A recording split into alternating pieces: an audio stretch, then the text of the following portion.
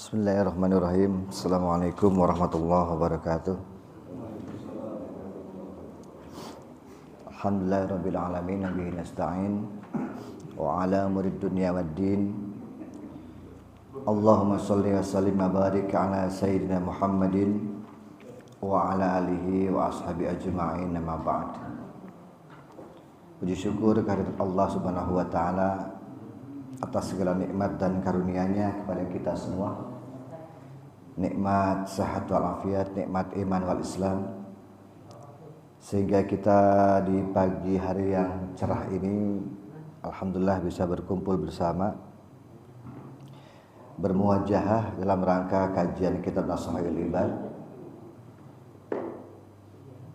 yang insyaallah kita masuki bab yang ke-24 pada pagi hari ini. Baik, untuk barokah kita bacakan terlebih dahulu Al-Fatihah kepada sonif kitab ini, Syekh Nawawi Al-Bantani wa ila hadirin Mustafa sallallahu alaihi wasallam.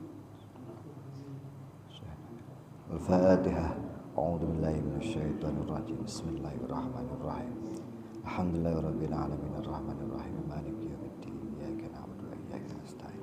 Ihdinas siratal mustaqim, siratal ladzina an'amta 'alaihim ghairil maghdubi 'alaihim.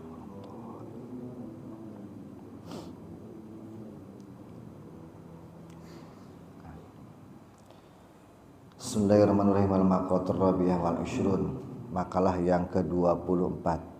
Nabi sallallahu alaihi wasallam, dari Nabi Muhammad sallallahu alaihi wasallam, man kharaja min dullil ma'siyati ila izzit ta'ah. Barang siapa orang yang keluar dari kehinaan maksiat kepada kemuliaan taat. Wa hadza idhafatus sifatil mausuf. Jadi ada penyesuaian atau idhofah sifat lil mausuf, karena maksiat itu bersifat dul, kehinaan, sedangkan taat itu bersifat kemuliaan. Ini orang yang maksiat pasti hina, artinya Allah hinakan dan manusia juga menghinakan, merendahkan. Sedangkan orang-orang yang taat adalah orang yang diistimewakan Allah, orang yang dimuliakan oleh Allah. Ay man tarakal ma'siyata allati tusayyiruhu dalilan, atau orang yang meninggalkan maksiat yang akan menjadikan dirinya itu rendah atau hina. Ya, orang-orang maksiat begitu sifatnya, dijelaskan di sini. Wa amalat ta'ah allati tusayyiruhu azizan, dan orang-orang yang melakukan amal, dan amal yang taat itu adalah yang menjadikan seorang itu mulia. Jadi meninggalkan maksiat dan menjalankan taat itu adalah salah satu bagian dari kemuliaan manusia. Di cerita-cerita orang-orang dulu itu memang sangat menarik. Kadang-kadang para ulama itu seringkali meninggalkan maksiat itu dengan cara guyon. Jadi kita tidak heran kalau ada orang-orang yang duduk di masjid kemudian tertawa-tawa gitu, sampai pagi bahkan. Itu sesungguhnya adalah mereka sedang tarkul ma'as. Daripada mereka kemudian keluar di jalan nongkrong gak jelas dan mungkin melakukan maksiat, lebih baik mereka berada di masjid dan kemudian mereka ngobrol. Ini sering terjadi lama-lama dulu seperti itu, sebab mereka meyakini bahwa sesungguhnya sebesar-besar kenikmatan adalah senang ketika menikmati sesuatu yang telah dihalalkan Allah. Jadi mubah itu sesuatu yang halal. Sehingga kalau para ulama di beberapa kitab usul fikih itu, bahkan ada yang menyatakan mubah itu bukan hukum. Dan hukum itu hanya wajib, sunnah, makruh, haram. Mubah itu bukan hukum. Sebab mubah itu pada hakikatnya adalah tarkul haram. Sehingga ketika meninggalkan yang haram itu adalah wajib, sehingga logikanya mubah itu adalah wajib. Jadi tidak ada mubah ya wajib. Sebab ketika orang melakukan hal yang mubah, itu berarti sejatinya dia sudah meninggalkan sesuatu yang haram. Kayak contoh misalnya tidur. Tidur itu mubah, boleh tidur. Tetapi ketika tidur itu dengan tujuan untuk tarkul ma'asi, itu menjadi wajib. Jadi nggak usah heran kalau ada orang tidur terus, ya pagi tidur, siang tidur, malam tidur gitu. Dengan cara seperti itu berarti orang itu sedang meninggalkan maksiat. Artinya dibanding orang-orang yang berada di luar, lalu kemudian melakukan maksiat, lebih baik mereka itu tidur. Bahkan Al-Quran menyatakan, wa min ayatihi, di antara tanda-tanda kekuasaan Allah adalah manahukum bil laili wan nahar. Allah menjadikan tidur baik di malam hari maupun di siang hari. Tidur menjadi bagian dari tanda-tanda kekuasaan Allah. Nah, siapa yang tidak bisa kemudian melawan tidur, susah. Jadi orang kalau sudah ngantuk ya pasti tidur. Nggak bisa kita paksa, wah saya pengen tidur, kemudian tidur. Karena tidur itu adalah bagian dari tanda-tanda kekuasaan Allah. Al-Quran menyebutkan demikian. Amin ayatihi manamukum bil laili wan nahar. Sehingga kita tidak heran bahwa para ulama dulu juga senang guyon. Guyon dalam artian bahwa mereka sedang berupaya sekuat mungkin untuk menghindari maksiat, bahkan meninggalkan maksiat. Itu masyhur cerita para ulama dulu. Bahkan Nabi pun pernah. Nabi adalah orang yang memang senang bercanda juga. Suatu saat ada seorang perempuan tua lalu datang mengadu ke Nabi. Ngobrol lama mengadu, lalu kemudian ingin pulang karena ada sore. Kata Nabi, ntar dulu pulangnya, nanti gampang saya sediakan anak unta.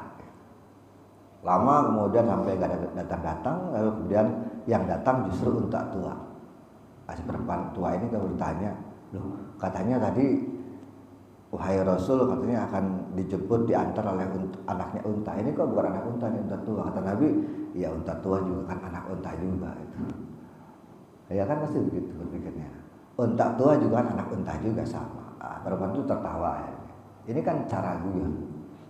Dan itu biasa para ulama itu kemudian berkelakar, tawa-tawa. Kita mungkin bisa tahu ya apa cerita-cerita para ulama dulu. Bahkan orang-orang yang alim itu, alim alamah itu kalau mengaji pasti banyak ketawanya. Ini sesungguhnya adalah bagian dari sesuatu hal yang mubah dalam konteks mereka tarkul ma'asi. Jadi betul-betul meninggalkan maksiat itu adalah satu upaya untuk meningkatkan izzat ta'ah. Orang yang berupaya sekuat mungkin meninggalkan maksiat, tidak maksiat dengan cara apapun, termasuk dengan cara tidur, termasuk dengan cara guyon, termasuk dengan cara kumpul-kumpul ataupun diskusi atau ngobrol. Kadang semalam suntuk orang ngobrol ketawa-ketawa, itu sudah biasa seperti itu. Ketika diniatkan untuk tarkul ma'asi, itu bahkan lebih manfaat daripada orang kemudian berada di luar ya mengerjakan sesuatu atau mungkin menikmati sesuatu yang tidak dihalalkan Allah. Sehingga dalam banyak keterangan para ulama, kenikmatan sebesar-besarnya kenikmatan yaitu adalah ketika senang menikmati sesuatu yang telah dihalalkan Allah. Jadi tidak usah khawatir bahwa ketika kita senang menikmati sesuatu yang dihalalkan Allah, itu adalah merupakan bagian dari izzat ta'ah. Coba bayangkan kalau kita misalnya zina dilarang, tapi kita kemudian menikah. Nikah itu kan berarti halal. Menikmati sesuatu barang yang dihalalkan Allah, itu adalah kenikmatan terbesar. Nah, termasuk tadi mubah. Kita dibolehkan untuk duduk di masjid, bercanda, berkelakar. Boleh saja kita merokok gitu, ngopi gitu, ngobrol-ngobrol seharian suntuk, semalaman suntuk dengan niat tujuan tarkul ma'asi. Itu lebih manfaat daripada kemudian kita keluar dugem segala macam terus kemudian kita menikmati barang-barang yang sesungguhnya tidak dihalalkan Allah. Jadi itu yang dimaksud dengan kharaja min dhulil ma'siyah ila izzat ta'ah. Orang yang sengaja keluar dari kehinaan maksiat, karena maksiat itu adalah hina, lalu kemudian menuju kepada izzat ta'ah. atau ketaatan. Ketaatan itu adalah sesuatu yang istimewa, bahkan mulia.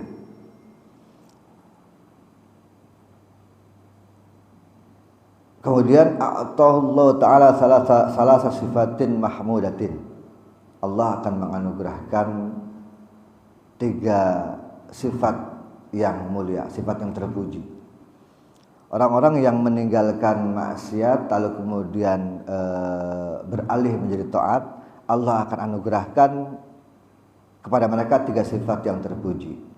Aghnahullahu ta'ala min ghairi malin. Allah akan menganugerahkan sesuatu yang bukan bersifat harta atau tanpa harta. Allah memberikan kemuliaan tapi bukan bentuk harta. Yunafiquhu bal bisukuni qalbi. Orang-orang yang meninggalkan maksiat itu akan Allah anugerahkan ketenangan hati. Sukun qalbi. Jadi pasti coba kalau kita bisa merasakan seperti itu. Kita ketika berupaya untuk meninggalkan maksiat dan kita menikmati barang yang dihalalkan oleh Allah, kita pasti punya ketenangan di dalam hati. Orang maksiat jangan dikira mereka itu senang, jangan dikira mereka itu merasa nikmat. Tetapi perhatikan, mungkin saja dan pasti ya, hati kecil mereka itu akan berontak. Sesuatu barang yang tidak dihalalkan oleh Allah itu pasti memiliki daya dorong kesalahan yang kuat. Orang pasti akan merasa, sesungguhnya ketika orang-orang menikmati maksiat itu dalam hati kecilnya dia bicara ini salah. Tetapi ya karena mungkin dorongan gak enak kepada teman, atau dorongan mungkin ya karena dia sedang penat di rumah gitu. Atau mungkin dia dalam keadaan banyak hutang segala macam sehingga mereka menikmati. Jadi kenikmatan yang dilakukan oleh orang-orang yang maksiat itu adalah kenikmatan semu. Kenikmatan sejati adalah ketika mereka betul-betul meninggalkan maksiat lalu menuju kepada ketaatan kepada Allah. Jadi Allah jamin, Allah akan anugerahkan di dalam hati orang itu sukunul qalbi, pasti ketenangan di dalam hati. Itu adalah sifat terpuji. Orang yang hatinya tenang itu adalah sifat yang baik, sehingga akan tampak aura kesalehan orang itu. Orang kalau sudah hatinya tenang itu tampak aura kesalehannya. Aghnahullahu ta'ala min ghairi malin wa ayyadahu ay quwwahu, atau Allah akan memberikan kekuatan min ghairi jundin, kekuatan seseorang tapi tanpa pasukan. Ay asakir bi ainihi bal bi quwwatillah ta'ala.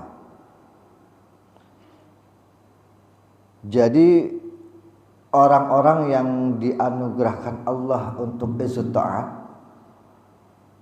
dalam waktu tertentu juga dia meninggalkan maksiat, Allah akan anugerahkan kekuatan yang tanpa harus kita memiliki pasukan. Jadi kalau kita itu pergi kemana-mana bawa bodyguard atau bawa orang-orang tertentu, itu artinya kan mereka merasa takut dan khawatir nanti dirinya disakiti, khawatir dirinya kemudian banyak hal lah, sehingga harus menyewa orang lain, menyewa pasukan lain. Orang-orang yang taat itu cenderung akan merasa berani. Bahkan Allah anugerahkan kekuatan kepada dirinya tanpa harus membawa apapun.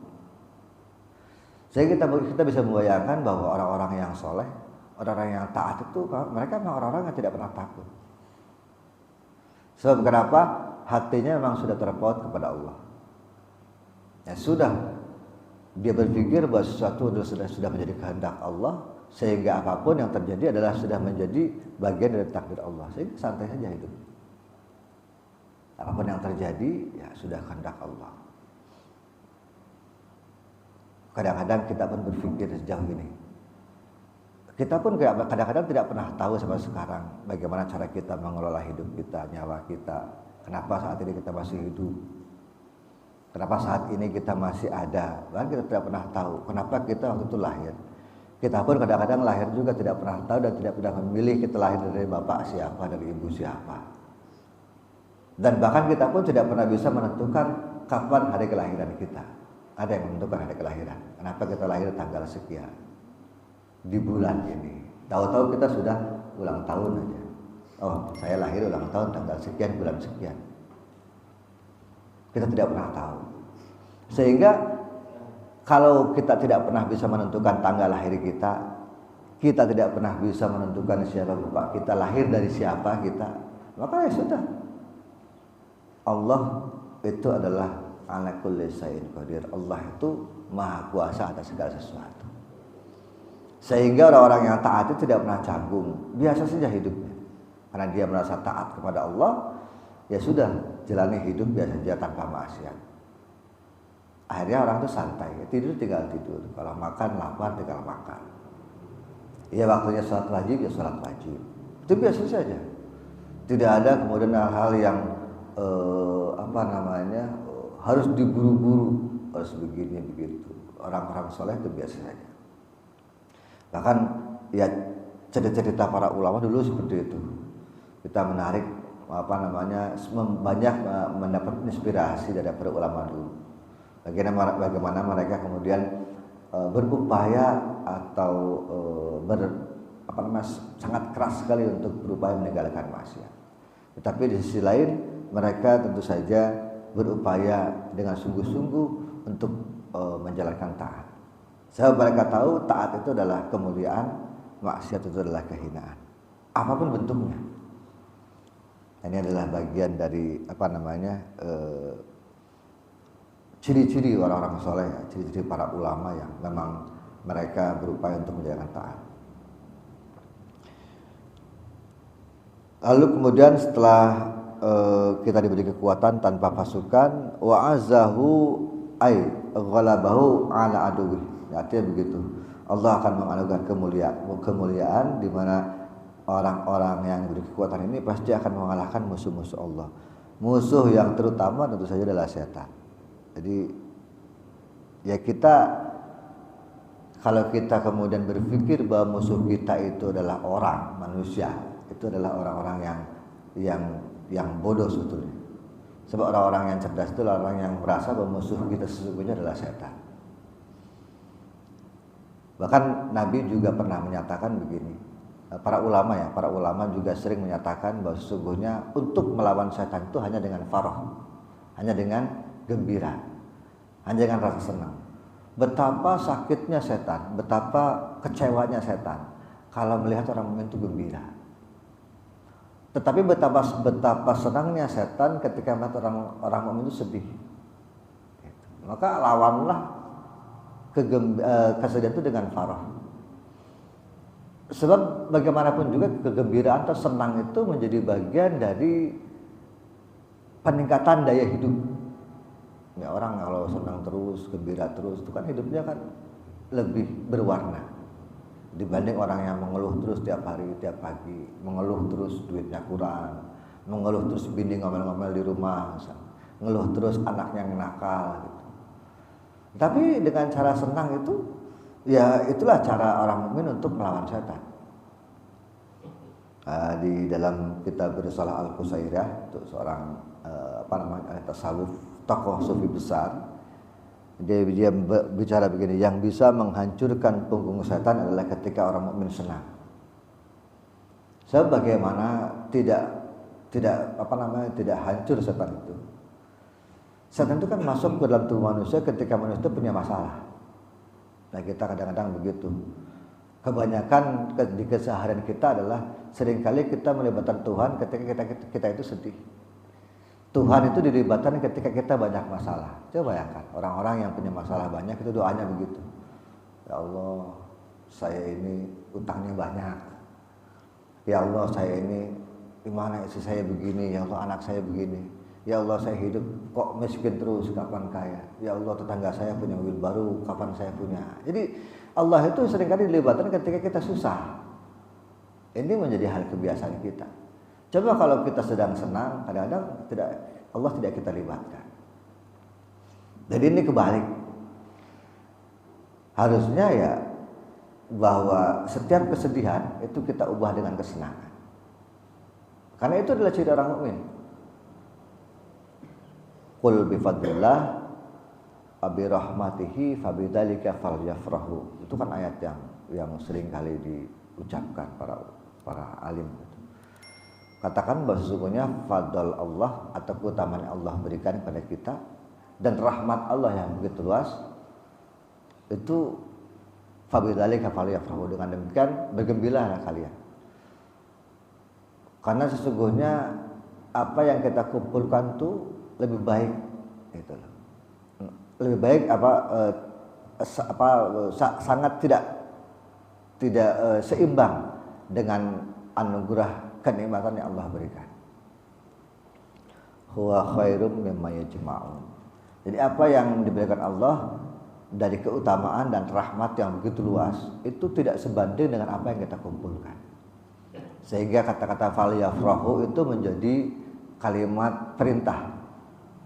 Maka berbahagialah. Qul bi fadlillah wa bi rahmatihi fa bidzalika falyafrahu wa khairum mimma yajma'un. Jadi bergembira saja. Sering-sering kita bergembira. Kalau duduk ngobrol habis ngaji ketawa-ketawa, bikin sesuatu yang lucu, itu lebih baik daripada kita ngeluh di pagi hari. Bahkan mungkin ketika mau ngaji pusing, saya pulang aja lah ke rumah lah.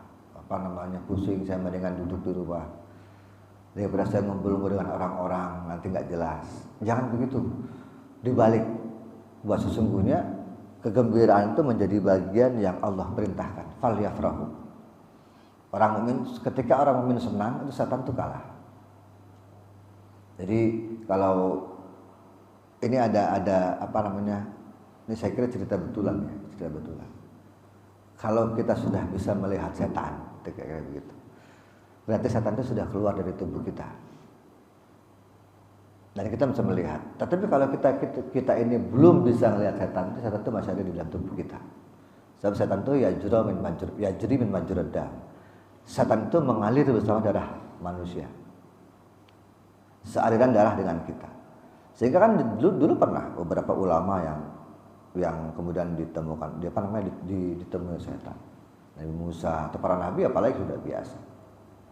Bahkan Khalifah Umar bin Abdul Aziz itu setan itu diikat kemudian dijadikan mainan anak-anak. Saking dia solehnya. Jadi ini adalah gelarnya Khalifah Al-Khamis. Jadi Umar bin Abdul Aziz itu dalam sejarah disebut Khalifah yang kelima.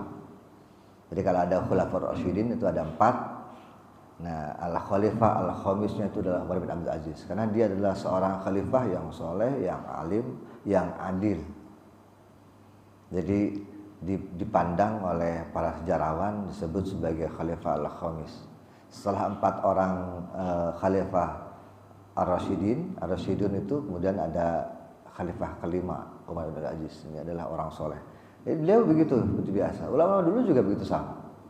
Seringkali ketika pulang dari masjid tiba-tiba ada orang bertanya gitu, wahai fulan, tahukah anda siapa saya? Saya tahu, anda setan. Lalu kemudian menghembuskan atau berbicara tentang kenikmatan-kenikmatan. Karena sesungguhnya itu adalah semu. Kan setan di dalam Al-Quran begitu. Ketika orang itu sudah masuk ke dalam perangkat setan, kemudian mereka tuh berlepas diri. Inni bari'um minallah wa inni akhafullah. Setan itu berlepas diri ketika orang sudah tergoda, sudah masuk dalam perangkapnya, lalu dia takut kepada Allah. Jangan dikira setan itu tidak takut. Setan itu adalah makhluk Allah yang paling takut kepada Allah. Menggoda manusia ketika manusia sudah terjerumus, ini bariun, saya lepas diri, kata setan. Karena ini akhafullah, karena saya takut kepada Allah. Nah, manusia ini yang tidak takut kepada Allah. Sehingga begitu dipastikan ya, kalau kita ini belum bisa bertemu setan, berarti setannya masih ada di dalam tubuh kita, belum keluar. Sebab setan itu yajri min majrad dam. Setan itu mengalir bersama tubuh kita, darah kita. Sehingga jangan dikira bahwa ada bisikan-bisikan yang kemudian mendorong kita untuk melakukan maksiat, berarti sebenarnya masih ada di dalam diri kita. Maksiat itu luas. Bisa apa saja, ngomongin orang, atau misalnya kadang-kadang membenci orang, itu juga sama bagian dari maksiat. Ya, boleh saja membenci ya, tapi bahwa itu proporsional, ada ilmunya lah. Sebab bagaimanapun juga ketika kebencian itu kemudian diungkapkan, itu diumumkan, itu kan lebih berbahaya. Nah, Nabi pun pernah ada trik-trik khusus. Nabi itu membenci Wahsy. Wahsy itu adalah orang yang membunuh pamannya beliau Hamzah waktu di perang Badar. Tetapi kemudian Wahsy itu ditakdir Allah untuk masuk Islam, jadi Muslim. Sekian lama setelah Nabi Fathu Makkah, kemudian Wahsy itu menyatakan diri masuk Islam. Tapi kan Nabi benci pada Wahsy. Gimana tidak benci? Sekalipun dia sudah masuk Islam, tapi kan dia adalah orang yang membunuh pamannya Hamzah itu.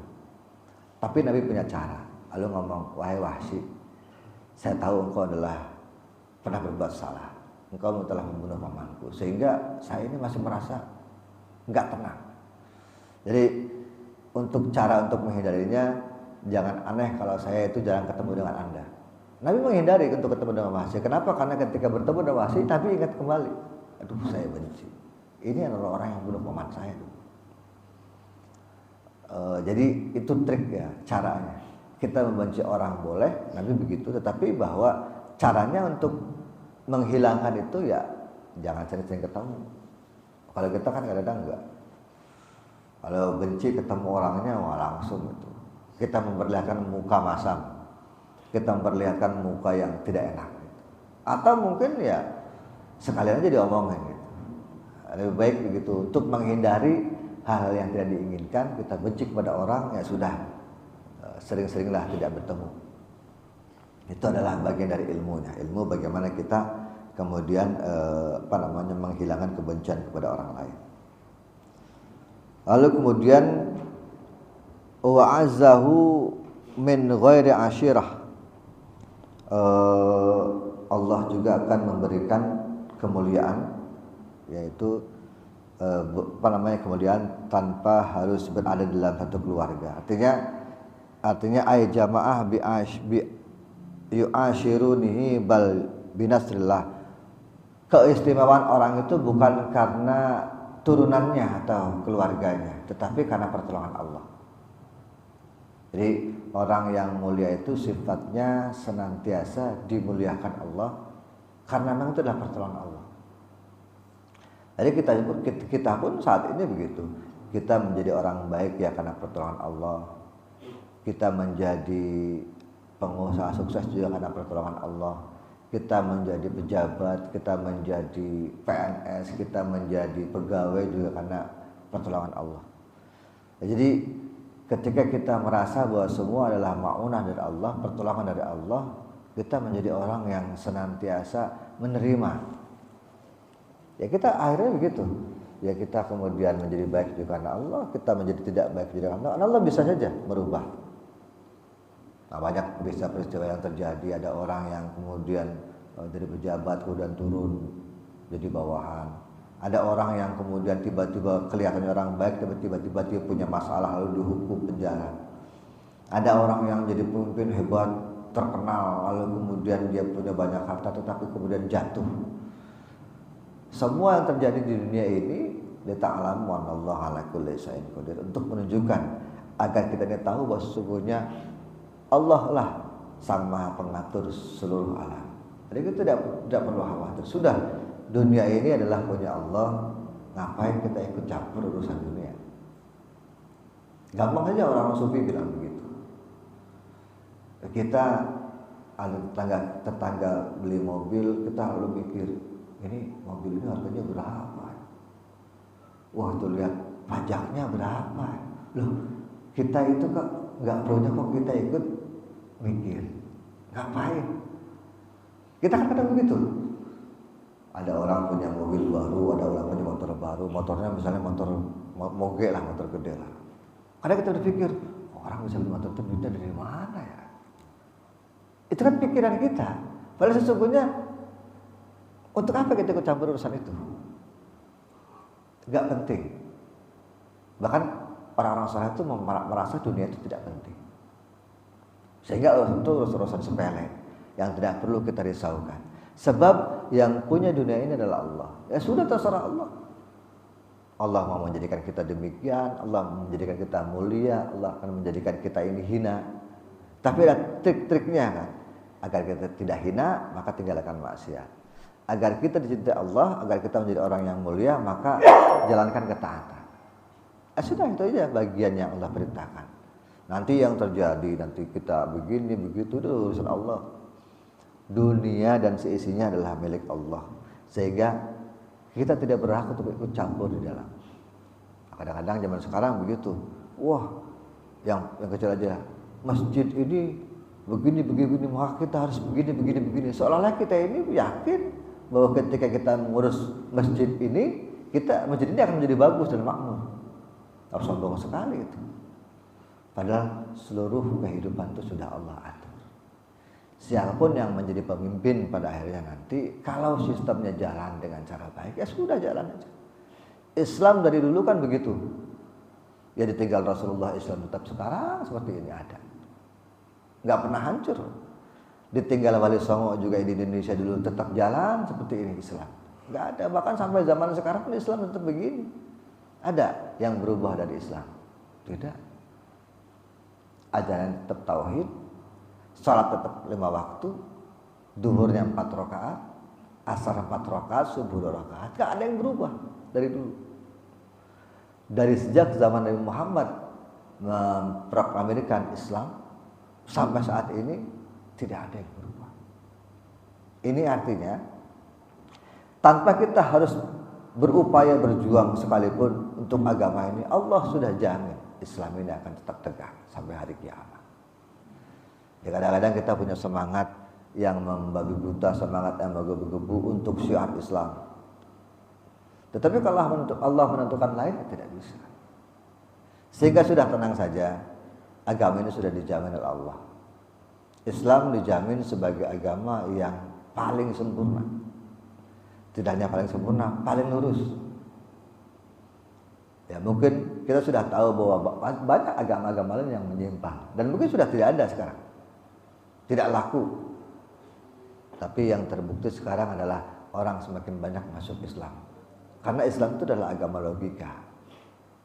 Orang-orang yang masuk Islam itu umumnya begitu, mereka membaca kitab suci Al-Quran, lalu mereka membayangkan, menghubungkan dengan kehidupan sehari-hari. Oh, ternyata betul Al-Quran itu adalah kitab yang menjawab seluruh tantangan. Kalau Allah sudah bilang, kalau Nabi sudah bilang misalnya Al-Quran, Islam itu adalah solihun likulli zaman wa makan. Islam itu adalah agama yang sesuai dengan kondisi, waktu, dan tempat. Ya sudah, kita tidak usah khawatir. Dari zaman 1500 tahun yang lalu sampai sekarang, ya tetap Islam. Nggak ada yang berubah. Ajarannya begitu, tauhidnya begitu. Tapi mungkin yang bergeser adalah teknologi modern. Kita barangkali seringkali dilibatkan dengan itu. Walaupun ya sesungguhnya tidak berubah. Sekalipun kita sudah punya handphone, kita sudah punya speaker, sudah punya AC di masjid juga, dibanding dulu yang tidak ada apa-apa. Salat subuh tetap jam segitu waktu subuh, 2 rakaat. Ada yang kunut, ada yang enggak, itu nggak masalah, itu sudah hal yang biasa. Ya, bahkan kunut itu sunnah. Kita kadang-kadang hal yang sunnah itu seolah-olah menjadi wajib. Itu kan yang lucu di keseharian kita.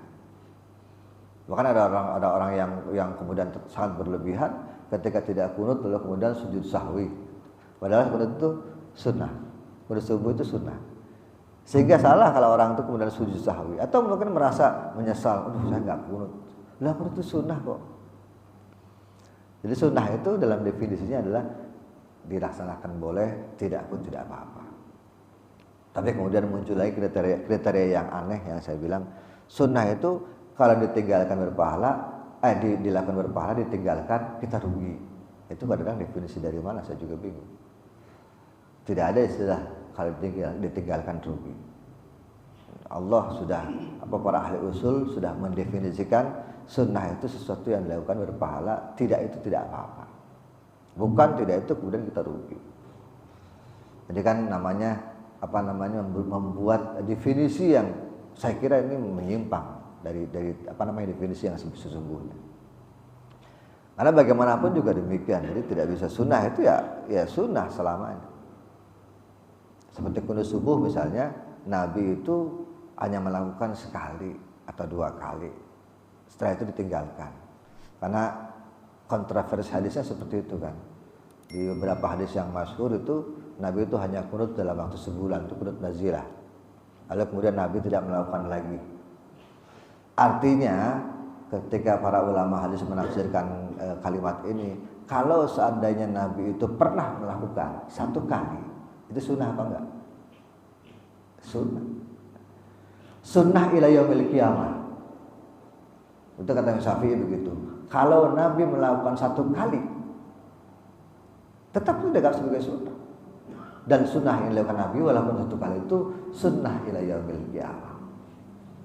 Sehingga di dalam beberapa syarah Bukhari itu ketika menafsirkan kunut, itu kan ayat hadisnya di Imam Bukhari itu kunut subuh itu. Bahkan Ibnu Abbas bilang begitu, bahwa Nabi itu tidak pernah meninggalkan kunut hatta faraqad dunya, sampai meninggal dunia. Tapi itu kan hadisnya tidak langsung ya, tidak langsung pada Nabi, tapi ucapan sahabat. Tapi oleh pensyarah kitab Bukhari Ibnu Hajar Al-Asqalani itu demikian dikatakan, bahwa ketika kunut itu pernah dilakukan 1 kali oleh Nabi, maka selamanya hukumnya adalah sunnah. Sunnah itu berarti boleh dilakukan, boleh tidak. Jangan kemudian orang yang sudah terbiasa dengan kunut lalu kemudian merasa ketika tidak kunut lalu mereka sujud sahwi. Nah itu kan keliru juga. Sujud sahwi itu ada sujud ketika lupa, ketika kita melakukan yang wajib. Misalnya kita lupa rakaat, itu udah asar udah 3 rakaat atau 4 rakaat ya, lupa. Nah, udah tambahin 1 saja lagi, lalu kemudian kita sujud sahwi. Nah itu itu namanya benar. Karena fikihnya bicara begitu, bicara ketika kita lupa untuk hal-hal yang rukun dan wajib, maka kita boleh sujud sahwi. Kalau sunnah ya tidak apa-apa. Sehingga kunut tidak kunut juga ya nggak masalah. Ini banyak peristiwa seperti ini. Seperti misalnya habis sholat. Kita habis sholat itu kan orang tertentu ada yang langsung menghadap ke jamaah. Dia diam tanpa zikir. Ada yang menghadap ke kanan, ada yang menghadap ke kiri. Gitu. Macam-macam. Walaupun Nabi itu dalam redaksi hadisnya itu muqabbal lil jamaah. Dia berbalik langsung 360 derajat ya ke jamaah.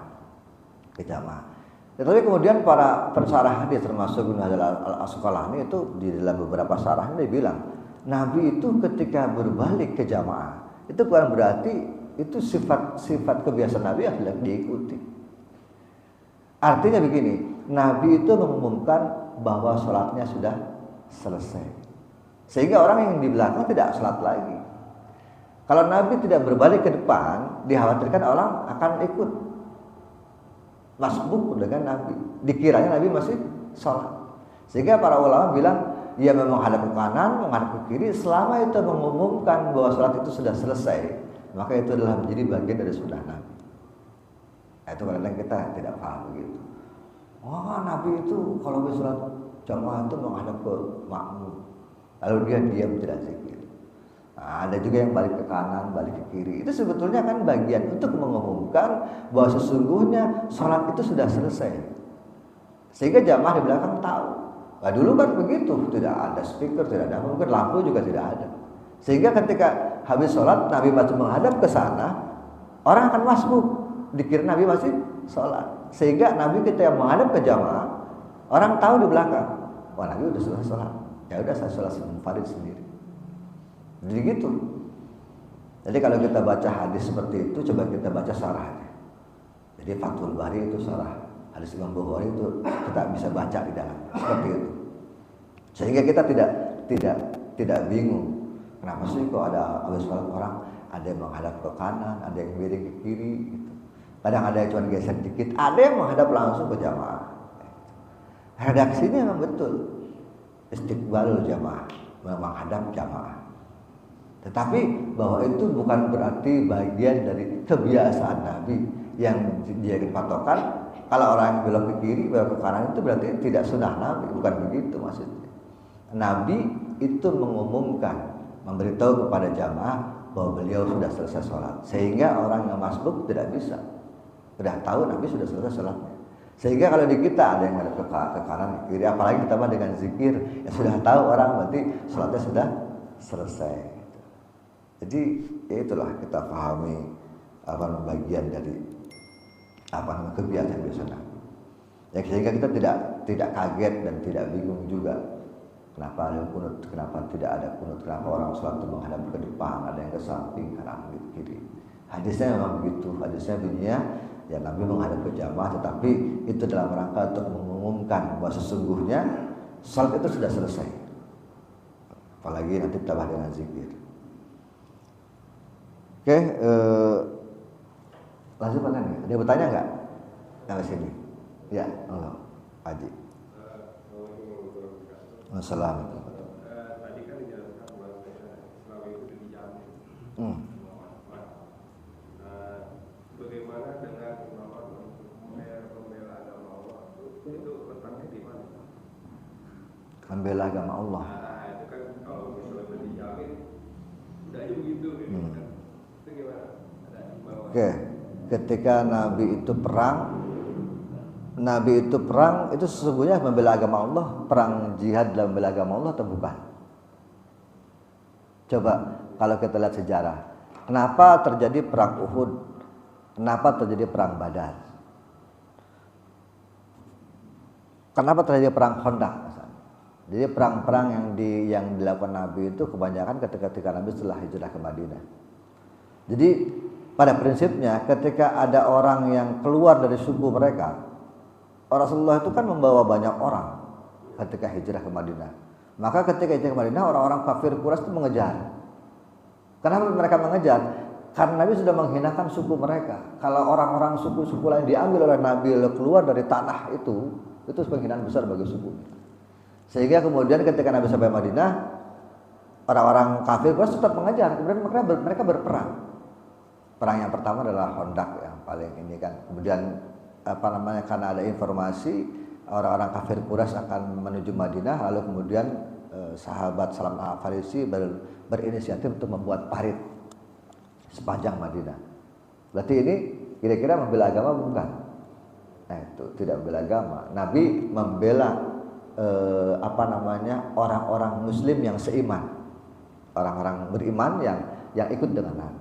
Karena Nabi tidak mau ketika mereka sudah bersama dengan Nabi diambil kembali oleh orang kafir. Perang Badar pun sama demikian. Sehingga begini, kalau kita bicara tentang agama itu yang sudah dijamin oleh Allah, kita tidak usah jauh-jauh, kita buktikan sampai saat ini saja.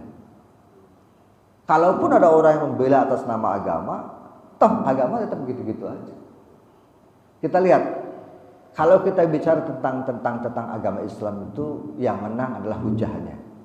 Boleh bahwa orang Islam itu mungkin terbelakang katanya. Boleh orang Islam itu mungkin bagian dari negara yang miskin yang tidak maju. Betul, seperti itu kenyataannya.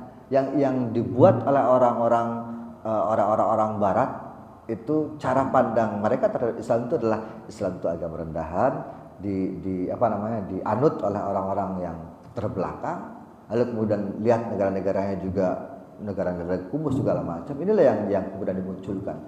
Padahal secara logika, secara hujah, Islam itu adalah agama yang benar. Sehingga kalau dulu ada ayat Al-Qur'an yang bicara tentang Ghulibatur Rum. Oh, dulu Romawi dikalahkan oleh Persia.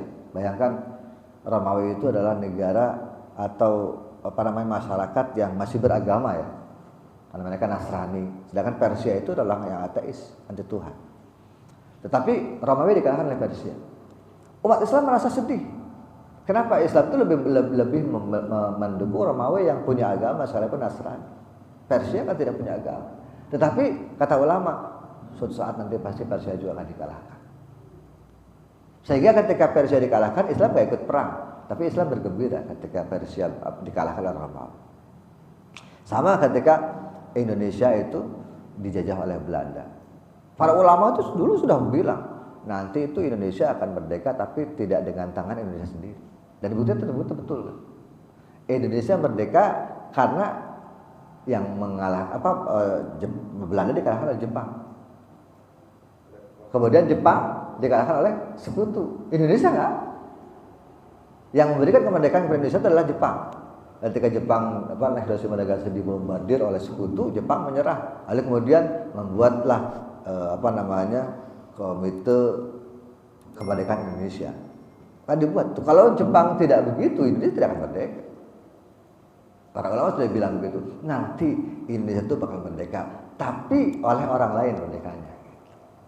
Ini sama bagian dari ya itu Islam itu begitu. Islam itu sudah dijaga oleh Allah. Yakin bahwa Islam itu dijaga oleh Allah. Nggak perlu kita menjaga Islam, nggak perlu. Allah sudah menjaga. Sehingga orang sehebat apapun mau menggulingkan Islam. Sekarang dulu ramai itu Islamophobia di Eropa, di Amerika itu. Sekarang berubah. Belanda itu negeri yang dulu sangat anti Islam, mungkin rasis ya. Tetapi sekarang berapa jumlah orang Muslim di Belanda dibanding? Kalau kita lihat statistik antara 1976 sampai dengan tahun 2022, jumlah yang masuk Islam itu hampir 70% peningkatannya. Itu semua di Eropa seperti itu sekarang. Kita tidak tahu aja. Artinya begini, Islam itu menangnya dari logika, dari hujah. Boleh Islam itu terbelakang umatnya ya, mungkin dia ada di negara-negara yang tidak kurang beruntung atau misalnya, tetapi bahwa hujah Islam itu yang paling benar. Sehingga kita tidak bisa kemudian menganggap mohon maaf Trinitas itu adalah bagian dari dia. Tidak benar itu agama itu. Masa Tuhan ada tiga? Masa kemudian kita harus menyembah berhala? Masa kita kemudian harus begini-begini? Tapi lihat Islam, agama tauhidnya lurus. Islam mengakui semua nabi, ya kan, dari nabinya Yahudi, nabinya Nasrani diakui, dan bahkan dianggap sebagai orang-orang penting masuk dalam sejarah Islam.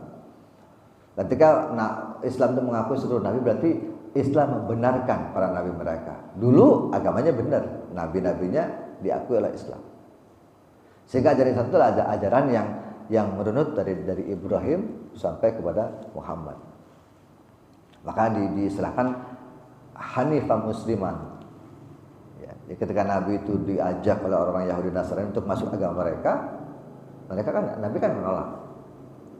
Bal millata Ibrahim Hanifah. Ya, Nabi Ibrahim itu kan bapak para nabi. Jadi selesai sudah. Ketika Ibrahim itu memiliki keturunan, ada Ishak, ada Yakub yang menurunkan bangsa Yahudi, Bani Israel. Lalu kemudian Nabi Ibrahim juga menurunkan Ismail yang menurunkan Bani Adnan sampai Bani Hisham sampai kepada Abdul Muttalib dan Nabi. Ya semuanya kan ke situ jalurnya. Ada dua, jalur dari Siti Sarah dan jalur dari Siti Hajar. Itu berarti sudah, kalau kita bicara agama Hanif kembali kepada Ibrahim, sehingga tidak bisa ketika orang Yahudi bilang Nabi saya Nabi Musa, orang Nasrani bilang Nabi Isa, Nabi Muhammad bilang Nabi saya Nabi Ibrahim alaihissalam. Sehingga Islam itu sanadnya kan ke sana tuh, sanadnya dia ngalir. Sehingga sanad itu penting. Ibrahim, Ishak, Yakub, Yusuf, Sulaiman, Daud, dari sini Ismail, kemudian ke bawah semua itu penting. Makanya silsilah itu penting. Sehingga kalau kita kembali ke silsilah yang awal, kita memiliki nilai kebenaran, hujah yang pasti. Sehingga Islam itu dijamin oleh Allah. Jadi dijamin, tidak ada. Kita bisa perhatikanlah, dulu Islam masuk ke Indonesia dibangun oleh Wali Songo, demikian rupa, ada yang dengan cara wayang, dengan cara tradisi budaya, ada dengan cara ngaji segala macam, bikin pesantren. Wali Songo tidak ada semua, jalan terus Islam. Nah dulu ditinggal jilid MZ lah, atau ulama-ulama sekali berapa gitu. Ada Muhammad Syafi'i Azami atau siapa, pokoknya banyak ulama-ulama yang ditinggalkan. Ada Hasyim Asy'ari, ditinggalkan Ahmad Dahlan. Sekarang Islam juga tetap begini, nggak ada yang berubah. Artinya Islam itu dijaga oleh Allah, karena ini mengandung nilai kebenaran. Buktinya adalah Al-Quran, itu yang paling bukti benar. Bukti kebenaran itu adalah Al-Quran. Al-Quran itu dari dulu sampai sekarang tidak pernah berubah. Bahkan sejak Al-Quran diturunkan pada masa Nabi Muhammad sampai saat ini, satu huruf tidak berubah, satu ayat pun tidak pernah berubah. Ini adalah bukti bahwa sesungguhnya Islam dijaga oleh Allah. Nggak mungkin. Kalau tidak dijaga, berarti Al-Quran sudah ada perubahan. Injil berubah nggak? Berubah. Kita kalau ke Amerika, Injilnya bahasa Inggris. Bahkan Injil itu sudah berubah, ada perjanjian lama, perjanjian baru. Yang dulu hanya gospel, hanya Inggris aja, hanya Injil aja. Sekarang sudah berubah. Ada 2 kitab. Sama kitab lain juga sama seperti itu. Bahkan sudah tidak asli lagi. Aslinya Injil itu bahasa Ibrani. Itu aslinya. Sekarang kalau kita nyari Injil bahasa Ibrani udah nggak ada. Mungkin hanya artefak-artefak sisa sobekan-sobekan yang asli bahasanya. Tapi sudah dibuat sedemikian rupa sehingga sudah tidak asli lagi. Sehingga ahli filologi ketika membandingkan seluruh kitab suci yang ada di dunia ini, di agama dunia ini, yang paling otentik adalah Al-Quran. Bahasanya tidak berubah, titik huruf panjang pendeknya nggak berubah, fathah kasrohnya nggak berubah, ayatnya nggak berubah, urutannya nggak berubah. Dari Al-Fatihah sampai An-Nas, nggak berubah. Itu 1.000 tahun yang lalu. Ya, kita bisa bayangkan, itu saja sudah menjadi bagian dari logika kita. Oh ya betul, Islam itu adalah agama yang benar. Dan Islam itu dijaga oleh Allah. Jadi kita tidak usah khawatir. Ya boleh punya semangat membela agama, tetapi juga yang penting semangat ngaji, itu yang penting kan. Kenapa? Karena ilmu itu lebih utama, penting. Jadi kita punya ilmu pengetahuan itu penting. Nah, kalau kemudian orang Islam kebanyakan begitu, mereka tidak mau belajar. Ya banyaknya cuma sekedar punya semangat, tetapi nggak mau belajar. Semangatnya tinggi, tapi ketika ditanya nggak tahu. Wajar kan tanya begitu, tanya rukun salat ada berapa, udah bingung. Ketika punya semangat, Allahu Akbar, Allahu Akbar, coba ditanya rukun salat ada berapa, rukun wudu ada berapa, bingung udah jawabnya, nggak tahu. Padahal ilmu itu adalah yang paling utama di dalam Islam. Fa'alam annahu la ilaha illallah. Itu kan begitu. Yang paling penting itu ilmu. Bahkan Iqra dari awal kepada Nabi juga begitu. Itu menunjukkan pengetahuan. Anda harus baca. Jadi tidak usah khawatir. Islam pasti dijaga oleh Allah. Kita boleh punya semangat, tapi semangatnya jangan semangat kosong. Kita hanya punya semangat saja, spirit yang besar, tapi pengetahuan kita kosong. Yang bagus adalah kita majukan Islam dengan cara pengetahuan, kita banyak belajar, kita mengaji, sehingga muncul orang-orang penting dalam Islam. Nah sekarang mungkin begitu. Kita akan muncul ulama-ulama yang kaliber internasional yang justru akan membawa Islam itu lebih agama yang semakin kuat. Nah, kita tidak usah khawatir. Kita sudah lihat sekarang banyak ulama-ulama muncul di YouTube segala macam ini. Ketika kita risau dengan banyak orang yang bilang gitu, ternyata muncul lagi ulama yang bagus yang menjadi panutan umat. Ya sudah, itu seperti itu jalan. Allah akan mengutus orang-orang tertentu yang kemudian menjadi alim alama, orang yang tidak hanya sekedar tahu tetapi juga banyak mengetahui. Sudah jaminan seperti itu. Sehingga itu menjadi inspirasi untuk kita banyak belajar. Karena ketika kita belajar, kita tidak dibohongi orang. Kita tahu sehingga kita tidak dibodohi orang. Itu aja, belajar itu adalah bagian dari kewajiban Islam. Dan Islam itu pasti dijamin akan dijaga oleh Allah. Buktinya sudah banyak. Kira begitulah. Ada yang lain? Iya. Waalaikumsalam. Masalah 20 Pak, tadi mungkin saya nggak ngerti Pak. Apakah Nabi itu sangat mencontohkan mengenai mulut gitu? Apakah ada sesuatu bahwa apa yang dicontohkan Nabi itu mewajibkan atau disunahkan gitu Pak? Kadang-kadang ada suatu masjid tertentu, saya pernah musik ini harus pakai mulut, musik ini nggak boleh mulut. Jadi saya kadang-kadang mungkin dari mohon maaf Pak Ali, tapi kok Pak Ali bawa yang mulut gitu. Saya juga agak, apakah dalamnya ada ketentuan bahwa sejak kapan sih 20 disunahkan gitu. Saya mau ini tadi Pak Syawasi. Oke, gini jadi ya, kita bicara sejarah lagi. Ada sebuah doa yang langsung Jibril sampaikan kepada Nabi Muhammad SAW. Jadi biasanya doa-doa itu yang dibuat oleh Nabi itu doa-doa yang hasil inisiatif atau kreativitas beliau. Beliau membuat doa itu atas kreativitas, membuat doanya seperti ini, doanya banyak macam-macam. Tetapi ada doa yang Allah langsung turunkan kepada Jibril lalu kemudian ajarkan kepada Muhammad. Doa apa itu? Itu adalah doa kunut. Bagaimana bunyinya? Allahumma hadini man hadait wa afini man afait. Itu doanya. Jadi enggak ada doa sepanjang hayat Nabi yang Allah turunkan langsung lewat Jibril kepada Muhammad, hanya doa kunut. Nah, ini patokan. Sehingga Imam Syafi'i itu beranggapan kalau doa ini sudah dikasih Allah kepada Jibril, Jibril sampai kepada Muhammad, maka ini doanya penting. Sehingga Imam Syafi'i kemudian menganalogikan, beliau membuat kias. Nabi itu pernah melakukan kunut nazilah selama 1 bulan. Itu semua sholat, zuhur, asar, subuh, kunut terus Nabi itu. Yang dibaca adalah salah satunya itu doa Allah hadini man hadait wa afini. Itu doanya yang dibaca. Lalu kemudian ketika selesai 1 bulan Nabi meninggalkan kunut itu. Nah gitu. Tapi ketika Nabi meninggalkan, kata para ulama, tetap sunnah apa enggak? Apa hilang sunnahnya? Gitu aja logikanya. Kata ulama meyakini kalau dilakukan oleh Nabi apalagi sebulan, sekali saja. Kalau Nabi melakukan, Nabi membuang duri di jalan, sunnah apa enggak? Apakah sunnah ini hilang? Lalu kemudian tidak sunnah lagi? Nah, tidak. Ketika Nabi melakukan 1 bulan, kata Imam Syafi'i berarti sunnah. Ketika dilakukan di luar 1 bulan ini, karena apa yang dilakukan oleh Nabi walaupun sekali dianggap sunnah. Imam Syafi'i, Abu Hanifah tidak kunut, tidak, karena Abu Hanifah itu adalah ulama yang sangat rasional. Yang kata Abu Hanifah ya nggak bisa, orang hadis begitu cuma sebulan doang selesai. Imam Malik juga karena dia berpatokan kepada tradisi Madinah, ya karena di Madinah itu pada waktu itu menganggap hanya sebulan dan itu kunut nazilah, maka tidak dipakai. Yang menggunakan itu kapan disunahkannya kunut? Ya sejak era Imam Syafi'i, berarti abad ke 700 Masehi. Dari kira-kira Nabi wafat 670 ya. Abad 700 Masehi itu kemudian Imam Syafi'i lahir 2 tahun setelah itu. Jadi disunahkan sejak itu. Itu adalah qaul Imam Syafi'i dengan 2 alasan. Alasan pertama bahwa doa itu adalah doa yang diajarkan Allah kepada Jibril. Jibril menyampaikan kepada Muhammad. Satu-satunya doa yang Allah buat untuk Nabi Muhammad adalah doa kunut. Itu penting. Sehingga doa ini sangat penting bagi Imam Syafi'i.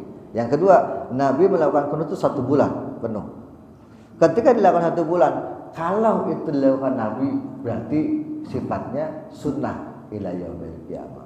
Kalau sunnahnya sudah dilakukan boleh, tidak juga tidak apa-apa. Gitu. Jadi kan udah enak, kunut boleh, mengatur juga apa-apa. Dengan masalah itu. Selesai di situ. Dan Imam Syafi'i juga begitu. Bukan berarti kemudian ketika harus dianggap sunnah, lalu Imam Syafi'i kunut terus kan tidak. Imam Syafi'i pernah ketika ke Mesir, lalu beliau sholat di makbarahnya Abu Hanifah. Dia kemudian berkata begini, saya ini malu kalau saya sholat kunut, saya sesungguhnya kunut. Kenapa? Saya malu sama orang yang sedang bersembahyang di sini. Karena Imam Syafi'i tahu Abu Hanifah itu tidak mensunahkan kunut. Sehingga Imam Syafi'i ketika sholat subuh di situ tidak kunut. Padahal dia adalah orang yang berpendapat bahwa kunut itu adalah sunnah. Tapi ketika sholat di Mesir di makbarahnya Abu Hanifah, Imam Syafi'i tidak menggunakan kunut subuh karena menghormati ulama yang ada di situ. Jadi kan biasa sekali bersyafi'i aja tidak melakukan kunut, padahal dia yang memproklamirkan kunut sebagai sunnah ketika dia sholat di makbarah Abu Hanifah, sehingga ya sudah menjadi hal biasa. Ya, kunut sunnah ya, dilakukan boleh, tidak juga tidak apa. Tapi ada 2 hal penting tadi. Ketika Nabi melakukan yang sunnah walaupun sekali, maka selamanya ila yaumil qiyamah adalah sunnah. Tetap. Lalu kemudian doa yang diajarkan oleh Allah kepada Jibril sampai kepada Muhammad, satunya doa yang paling orisinal itu hanya kunut subuh. Nah, semua doa itu inisiatif Nabi, lalu kemudian kreativitas Nabi. Hanya doa kunut yang Allah turunkan kepada Jibril, lalu kemudian sampai kepada Muhammad. Gitu. Jadi gampang aja gitu. Ada lagi? Baik, kalau tidak ada, kita sudah cukup waktu. Kita hadis berikutnya nanti kita bahas lagi. Terima kasih, mudah-mudahan ada manfaatnya. Subhanakallahumma wa bihamdika asyhadu an la ilaha illa anta astaghfiruka wa atubu ilaik. Assalamualaikum warahmatullahi wabarakatuh.